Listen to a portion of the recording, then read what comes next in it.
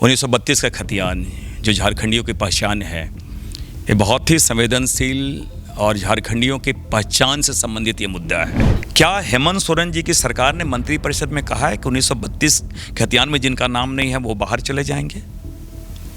उनको उन्होंने कुछ कहा है क्या? कोई लोग है किराएदार मकान मालिक से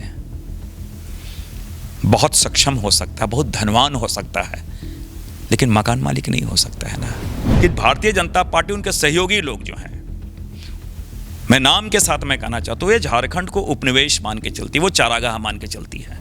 राज्य में 1932 की चर्चा अब हर जुबान पे है। कई लोग इसका विरोध भी कर रहे हैं, कई लोग मुखर होकर समर्थन भी कर रहे हैं। इसी बीच आज हमारे पास मौजूद हैं कांग्रेस के पूर्व प्रदेश अध्यक्ष सुखदेव भगत सिंह। प्रशासनिक पद पे भी रहे हैं और काफ़ी अच्छा अनुभव रहा है।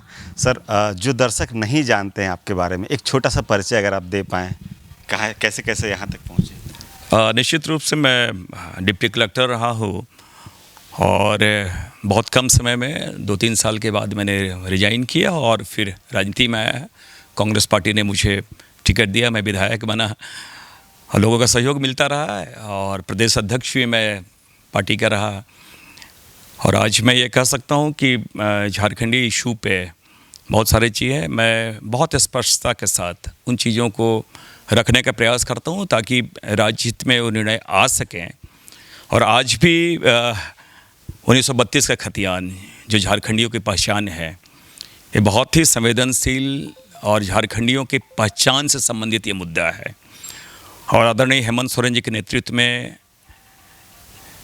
कांग्रेस, जेएमएम और राजद की सरकार ने जो कि मंत्रिपरिषद ने जो निर्णय लिया है कि 1932 के खतियान के आधार पे स्थानीय व्यक्ति को चिन्हित करना और उस आधार पे स्थानीयता को परिभाषित करना, मैं समझता हूँ बहुत ही ऐतिहासिक निर्णय है और स्वागत योग्य कदम, और उन्हें मैं बधाई देता हूँ।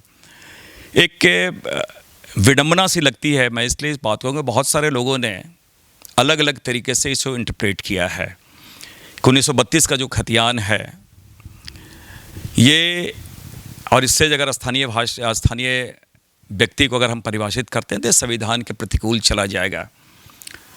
तो मैं थोड़ा एक स्पष्ट कर दूं कि एक चीज़ मैं थोड़ा सा इतिहास में जाना चाहूँ, झारखंड क्यों बना है। और झारखंड केवल प्रशासनिक कानून से नहीं बना है।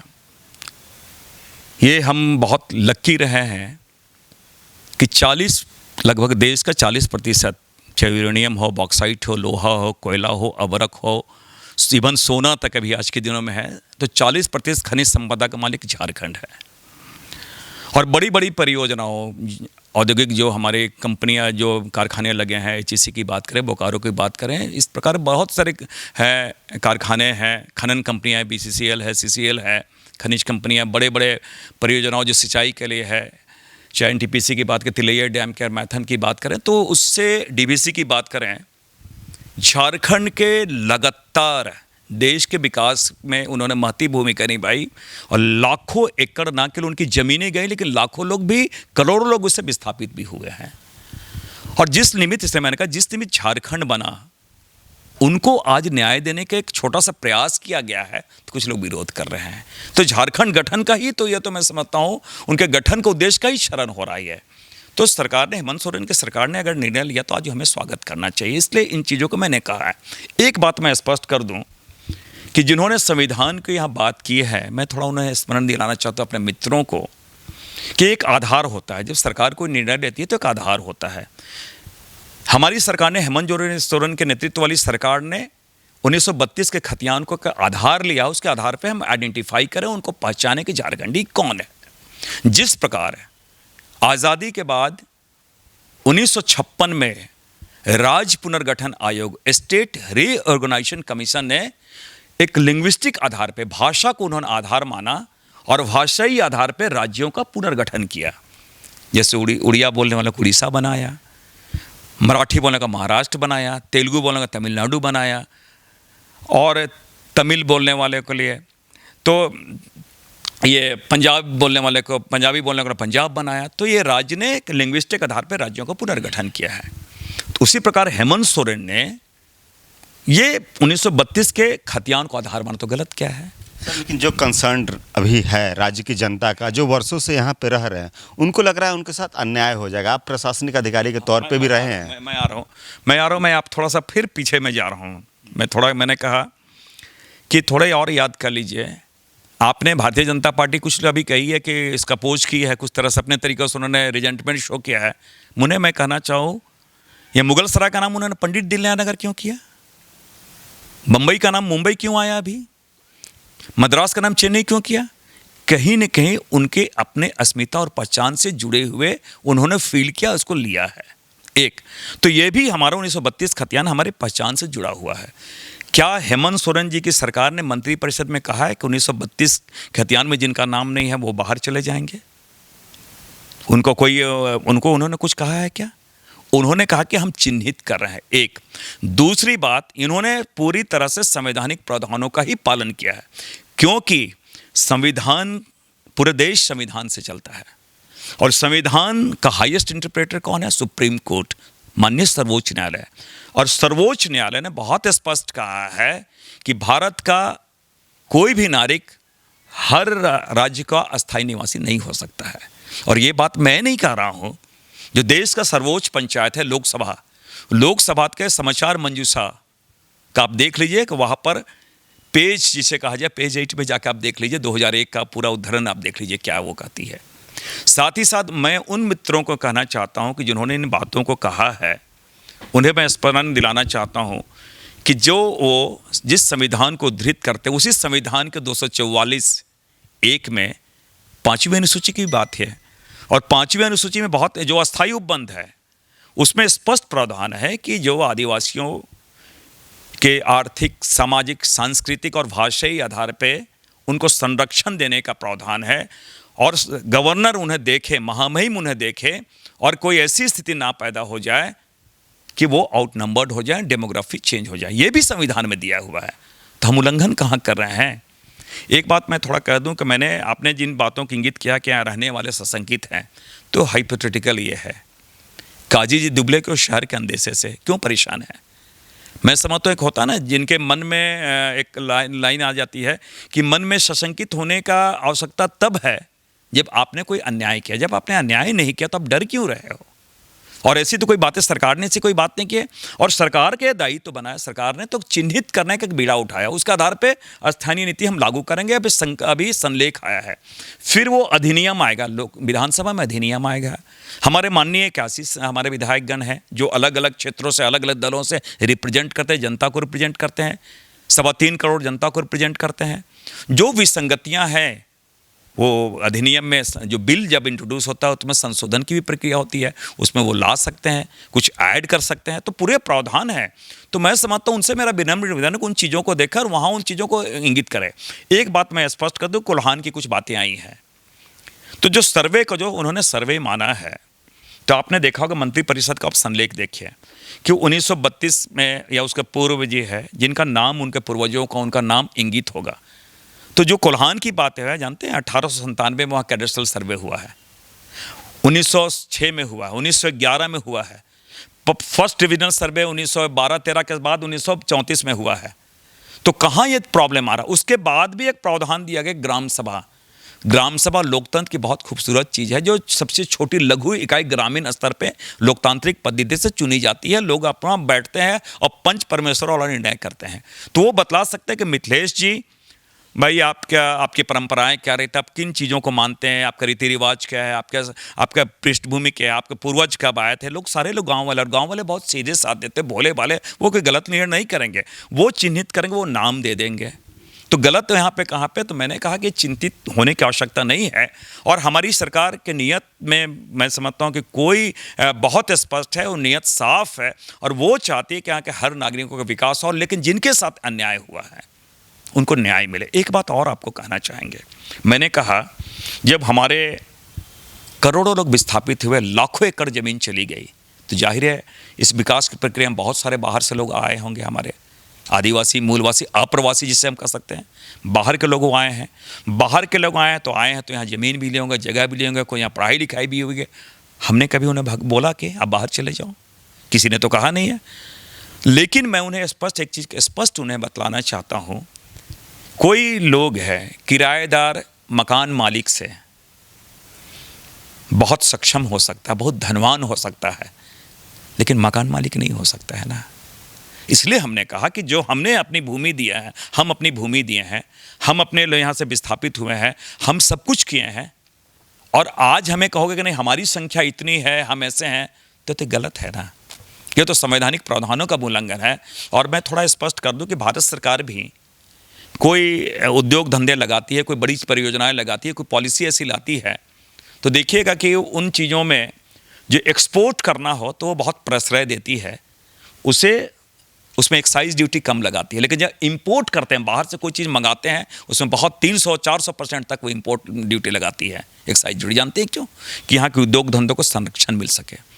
तो आज जिनके साथ अन्याय हुआ, जो यहाँ के मूल निवासी हैं, जो दर दर ठोकरें खा रहे हैं, उनको जीने का जो नैसर्गिक अधिकार है, अच्छे तरीके से जीवन बसर करे, चाहे शैक्षणिक स्तर पे, ये अगर व्यापारिक स्तर पे, किसी और स्तर पे, सरकारी नौकरियों का स्तर पे अगर उनको थोड़ा प्रोटेक्शन देने की बातें आ रही है, संरक्षण देने की बातें है, तो मुझे उम्मीद है कि उन लोगों को, हमारे भाइयों को उसमें सहयोग करना चाहिए। और एक बात और करते हैं, मैंने कहा लोकतंत्र की खूबसूरती है, प्रजातंत्र की खूबसूरती है, डेमोक्रेसी की खूबसूरती है, जमहूरियत की खूबसूरती है विचारों को भिन्नता और एक दूसरे का सम्मान करना। तो विचारों की भिन्नता स्वाभाविक है। इसलिए मैंने कहा कि लोकतांत्रिक पद्धति के अनुसार गांधी के देश में जो समस्या का समाधान गांधीवादी तरीके से होगा, ना कि गोडसे के तरीके से। ये बहुत स्पष्ट है। अंतिम सवाल, आप राजनीतिक तो हैं ही, प्रशासनिक अधिकारी के तौर पे भी रहे हैं। जब ये स्थानीयता का मसला एक बार हाईकोर्ट में जाकर खारिज हो चुका, तो अब ऐसा नहीं लगता कि दोबारा से ये उन सब प्रणालियों में जाएगा, फिर इसको जो है अस्तित्व में नहीं लाएगा? मैंने कहा कि ये भारतीय जनता पार्टी पूर्ववर्ती सरकार के नीयत में खोट था। उन्होंने उन चीज़ों का अध्ययन नहीं किया। और आपने हाईकोर्ट का, माननीय न्यायालय का आपने वर्डिक्ट देखा नहीं है। उन्होंने क्या कहा है? उन्होंने कोई एक पर्टिकुलर लकीर के बारे में कहा कि आगे पीछे सारे चीज़ों का स्टडी उन्होंने करने कहा है। उन चीज़ों को आप ज़रा देख लेंगे, उन्होंने कभी नहीं कहा कि ये लागू नहीं हो सकता है। तो मैंने कहा कि उन चीज़ों को देखते हुए मैंने उन्होंने कहा कि ग्राम सभा के द्वारा भी कुछ ऐड करेंगे, कहीं और करेंगे, अधिनियम तो पूरी आ जाने दीजिए। एक दूसरी बात कि हमारी सरकार ने मंत्रिपरिषद में निर्णय कि 9th शेड्यूल में भेजेंगे। तो मैंने कहा कि 9th शेड्यूल में जब भेजने की बातें आएंगी तो बहुत सारी जो विसंगतियाँ उसको दूर करके ही वहाँ हम लोग भेजेंगे। एक बात और मैं आपको स्पष्ट कर दूँ, बहुत बार वैसे निर्णय जो लोअर कोर्ट में जो होता है, फिर हाई कोर्ट में कुछ और निर्णय आते हैं, सुप्रीम कोर्ट में कुछ और निर्णय आते हैं, तो माननीय न्यायालय जो है तथ्य जो तथ्य उन्हें प्रस्तुत की जाएंगे, उस तथ्यों के आधार पर निर्णय लेती है। न्यायालय हमेशा न्याय करती है। तो अगर आपके नियत में खोट होगा और उन तथ्यों का प्रस्तुतिकरण ढंग से नहीं होगा, तो न्यायालय तो अपना निर्णय देगी ना। ये बात तो बहुत स्पष्ट है। तो हम तो उन तथ्यों के साथ जाएंगे, और न्यायालय ने हमेशा न्याय दिया है। उनके साथ जिनके साथ अन्याय हो, उन तथ्यों को हम रखेंगे। मैंने कहा अगर उन सारी चीज़ों को अगर उनके समक्ष रखी जाएगी तो न्यायालय से तो हमें न्याय मिलेगा। हम तो पूरी उम्मीद में हैं। तो मैंने कहा कि भारतीय जनता पार्टी के नियत में ही खोट थी, और मैं इसलिए कहूँ नियत में खोट है कि भारतीय जनता पार्टी, उनके सहयोगी लोग जो हैं, मैं नाम के साथ मैं कहना चाहता हूँ, ये झारखंड को उपनिवेश मान के चलती, वो चारागाह मान के चलती है। मैं इसलिए इस बात को कह रहा हूँ कि अभी लगातार उनकी सरकार ने ये कितने कई हजार करोड़ के MOU किए, मेमोरेंडम ऑफ अंडरस्टैंडिंग की बात मैं कर रहा हूँ, कि बड़े बड़े औद्योगिक घराने यहाँ पर आए, ना कोई रिहेबिलिटेशन पॉलिसी है और ना किसी को उन्होंने बसाया है। क्या करें नहीं करें, और तो और जब नहीं बसाया है बड़े बड़े MOU की, और इसको चारागाह से लूट लो। और इसलिए उन्होंने क्या किया, आपको 21,04,474 एकड़ जमीन उन्होंने, भूमि उन्होंने चिन्हित किया लैंड बैंक के लिए। आप सोच सकते हैं ये सरकार, मैंने कहा ये कारपोरेट घरानों की सरकार है। राहुल गांधी जी ने इसलिए कहा ना, हम दो हमारे दो। ये तो यहाँ की जनता की सरकार नहीं रहती है भारतीय जनता पार्टी की सरकार, वो कारपोरेट घरानों की सरकार बनकर रहती है, उनके एजेंट के रूप में यहाँ पर काम करती है। तो इसलिए मैंने कहा कि हमारे नियत में खोट नहीं है। हम चाहते हैं कि उनके साथ जो ओप्रेस्ड क्लास है, जिनके साथ अन्याय हुआ है, अगर उन्हें एड्रेस करने का अवसर मिला है, और 1932 का खतियान, ये हमारे, मैंने कहा ये भावनात्मक मेरे मुद्दा है, हमारी पहचान की लड़ाई है, हमारे अस्मिता की लड़ाई है। तो 1932 का खतियान झारखंडियों की पहचान, ये मैं जरूर कहना चाहूँगा। सर, अंतिम सवाल, बार बार ये बात सामने आ रही है कि 9th शेड्यूल में भेजने के बाद हेमंत सरकार अपना काम कर लेगी, ठीक रहा बीजेपी पे फोड़ दिया जाएगा। अगर 9th शेड्यूल में पास नहीं हुआ तो बीजेपी इसके लिए जिम्मेदार हो। देखिए, एक चीज़ मैं बता रहा हूँ कि हमने कहा कि पूरे देश जो है एक व्यवस्था है, संविधान क्या है, एक कॉन्ट्रैक्ट है, उनके आधार पे हमें सरकार चलानी होती है और इसलिए कुछ लिस्टिंग होते हैं। एक होता है सेंट्रल लिस्ट, एक होता है स्टेट लिस्ट, एक कंकरेंट लिस्ट, राज्य सूची, केंद्र सूची और समवर्ती सूची। और एक प्रावधान है कि कोई राज्य सरकार कोई चाहती है कि अलग अलग राज्यों का अलग अलग स्वरूप है, तो वो सोचती है कि किन चीज़ों को हम प्रायोरिटी में लें, हमारी प्राथमिकताएं क्या हैं। जैसे मैंने कहा कि भाई ये प्राथमिकताएं यहाँ पर तय करके इन्हें प्रोटेक्शन की आवश्यकता है, उन चीज़ों को वो आइडेंटिफाई करने के बाद एक नीतिगत वो निर्णय लेती है और केंद्र सरकार को भेजती है। और 9th शेड्यूल में इसलिए भेजने की बातें आ रही है ताकि फिर ये किसी न्यायालय में जाके लंबित ना हो जाए, तो इसलिए 9th शेड्यूल में बात भेजने की बात है। और ये तो आज देखने की बातें आ रही है, वहाँ पर भारतीय जनता पार्टी की सरकार है। अब ये देखना है कि भारतीय जनता पार्टी हम यहाँ पर जिनका शोषण हुआ, आदिवासी मूलवासी जिनके साथ, उनके साथ वो न्याय करती है कि उनके साथ अन्याय करती है और 1932 के खतियान का विरोध करती है, वो तो देखने की बातें हैं। उनका तो सहयोग करना चाहिए। 14 में 12 सांसद वो जीत के गए हैं, 12 सांसद वो जीते हैं और बहुत बार बोलते हैं कि हमारी सरकार ने ये किया वो किया। अब तो देखने की बात है वो हमारे साथ न्याय करते क्या अन्याय करते हैं, ये तो मैं और आरोप प्रत्यारोप की बात नहीं, ये सहयोग की बात है और उन्हें करना चाहिए। उनका नैतिक दायित्व तो बनता है कि इसका सहयोग करें। 9th शेड्यूल में पास कराने के डालने की बात, उनको सहयोग करना चाहिए उनको। तो ये थे हमारे साथ श्री सुखदेव भगत जी, और जिस तरह से 1932 पर उन्होंने बात की, हम उम्मीद करते हैं इस तरह से 1932 पर इतनी डिटेल चर्चा आपको कहीं नहीं मिली होगी। कमेंट्स में आप जरूर बताएं कि ये एपिसोड आपको कैसा लगा। सहयोगी चेतन के साथ मिथिलेश सिंह, धन्यवाद।